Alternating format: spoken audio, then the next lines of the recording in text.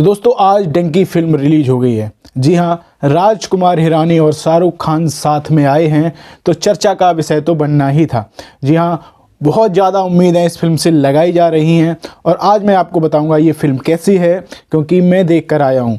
ये पूरा इसका एक रिव्यू देने की कोशिश करूँगा और ये समझाने की कोशिश करूँगा कि जो फिल्म है शाहरुख की पिछली फिल्मों से जो इस साल आई हैं, जवान और पठान, और राजकुमारी की जो पिछली फिल्में रही हैं उनसे किस तरीके से अलग है या फिर बेहतर है या कमज़ोर है।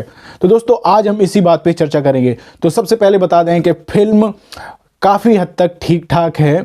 ऐसा नहीं कि बहुत ही ज़्यादा फ्लॉप है और ऐसा भी नहीं है कि बहुत ही ज़्यादा अच्छी है। अगर बात करें शाहरुख खान की तो शाहरुख खान की एक्टिंग बहुत अच्छी रही है। विक्की कौशल की, तापसी पन्नू की, इन सब की जो एक्टिंग है काफ़ी ज़्यादा अच्छी रही है। लेकिन अगर आप जवान और पठान के बाद शाहरुख को उस तरीके से इस फिल्म में देखना चाहते हैं जिस तरीके से पिछली दो फिल्में रही हैं, तो आपको शाहरुख खान का वो तरीका या वो रूप नहीं दिखाई देगा, क्योंकि वो जो दो फिल्में थीं उनकी जो स्टोरी लाइन है, उनका तरीका जो है वो अलग था और ये थोड़ा सा कहीं ना कहीं हल्का पड़ा है उन दो फिल्मों के बाद। लेकिन बात की जाए राजकुमार हिरानी की तो उनकी जो फिल्में रही हैं हमें एक नया कॉन्सेप्ट हमेशा उनकी फिल्मों में दिखा है। जैसे कि मुन्ना भाई MBBS, लगे रहो मुन्ना भाई, 3 इडियट्स, PK। तो जो ये फिल्में थी एक अलग वैरायटी मिलती थी, एक क्रिएटिविटी देखने को मिलती थी, एक नयापन देखने को मिलता था। वो हल्का सा नयापन इसमें है, नई स्टोरी है, लेकिन जो मज़ा हम उम्मीद कर रहे थे उस तरीके से इस फिल्म में मज़ा नहीं आया है। बात करी जाए तो इसमें उतनी गहराई नहीं दिखी, हल्की फुल्की फिल्म चलती है, आपको हंसाएगी, गुदगुदाएगी, थोड़ा सा इमोशंस भी हैं इस फिल्म में। तो उस तरीके की एक बेहतर फिल्म नहीं है जिसे मतलब बहुत लंबे समय तक याद रखा जाएगा। ऐसा भी हो सकता है कि हम लोगों ने पिछले 3-4 सालों में इतना सिनेमा और इतनी सारी चीज़ें सोशल मीडिया पर मोबाइल के थ्रू देखी हैं या फिर OTT प्लेटफॉर्म्स पर देखी हैं, तो जिसकी वजह से हम लोगों का टेस्ट भी कहीं ना कहीं बदलने लगा है।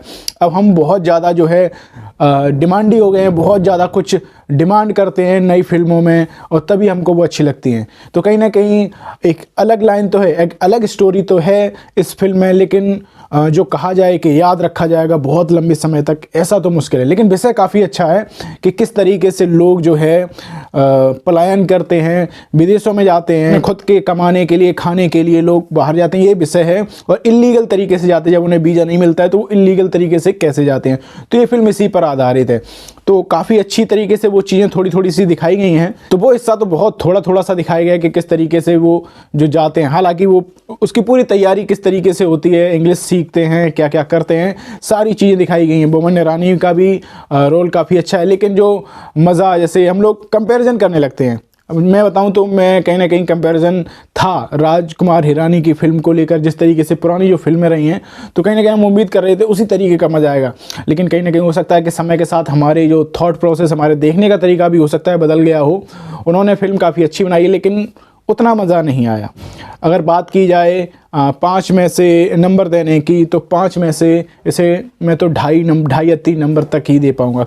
बहुत ज़्यादा अच्छी मुझे ये फिल्म नहीं लगी। हालांकि ये फिल्म हंसाती है, गुदगुदाती है, इमोशंस भी हैं, लेकिन उस तरीके की ये फिल्म नहीं लगी जिस तरीके की ये पुरानी फिल्में थीं। तो एक तरीके से कहा जाए कि फिल्म न ज़्यादा ख़राब है न बहुत ज़्यादा अच्छी है, एक मीडियम बेस में ये फिल्म है।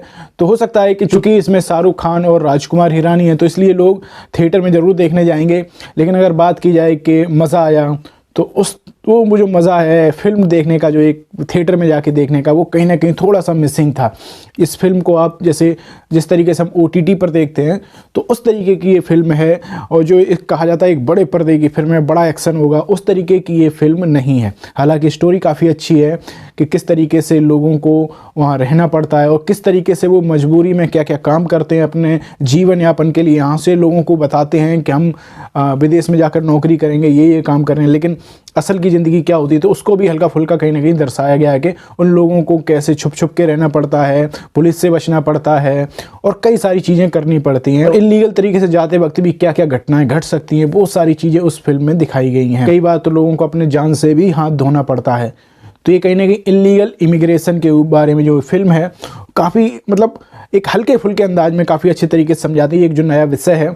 लेकिन थोड़ी सी स्टोरी जो है वो और अच्छी हो सकती थी शायद। जो स्टोरी है वो थोड़ी सी हल्की लगी राजकुमार हिरानी और जो शाहरुख खान की फिल्मों की अगर तुलना की जाए पिछली फिल्मों की, तो बाकी तो फिल्म ठीक ही ठाक है और इस फिल्म को एक बार देखा जा सकता है। ऐसा नहीं कि बिल्कुल ये ख़राब है, फ्लॉप है, तो ऐसा नहीं है, इलॉजिकल बिल्कुल नहीं है। थोड़ा थोड़ा सा तो मतलब कुछ चीज़ें समझ में आएंगी, कुछ नया आपको पता चलेगा और उसमें ये बताया भी गया है कि किस तरीके से जो लोगों के साथ होता है, तो कई सच्ची घटनाओं से ये जो कहानी है वो प्रेरित है और थोड़ी सी इसमें एक कहानी भी है और थोड़ी सी कॉमेडी भी है और हंसाने की कोशिश जिस तरीके से राजकुमार हिरानी की फिल्मों में रहती है कि वो हंसाकर काफ़ी चीज़ें बता देते हैं, तो वो इस फिल्म में भी है। काफ़ी चीज़ें हंसाकर गुदगुदा कर काफ़ी अच्छे विषय को, काफ़ी अच्छी तरीके से विषय को समझा देते हैं। लेकिन आप ये कहें कि ये फिल्म एकदम ताबड़तोड़ है, हर जो रिकॉर्ड है वो तोड़ देगी, तो उस तरीके की थोड़ी सी इस फिल्म में कमी रही। अगर आप फिल्म देखने जा रहे हैं तो आप भी बताइए कि आप किस तरीके की उम्मीद करते हैं राजकुमार हिरानी या शाहरुख खान की फिल्मों से। कुछ लोग तो ये भी कह रहे हैं कि इस फिल्म की जो टाइमिंग है वो थोड़ी सी गलत हो गई है। अगर ये फिल्म जवान और पठान से पहले आती तो कुछ ज़्यादा फ़र्क पड़ता, क्योंकि जवान और पठान देखने के बाद लोगों का टेस्ट बदल चुका है शाहरुख खान की फिल्मों को देखने का।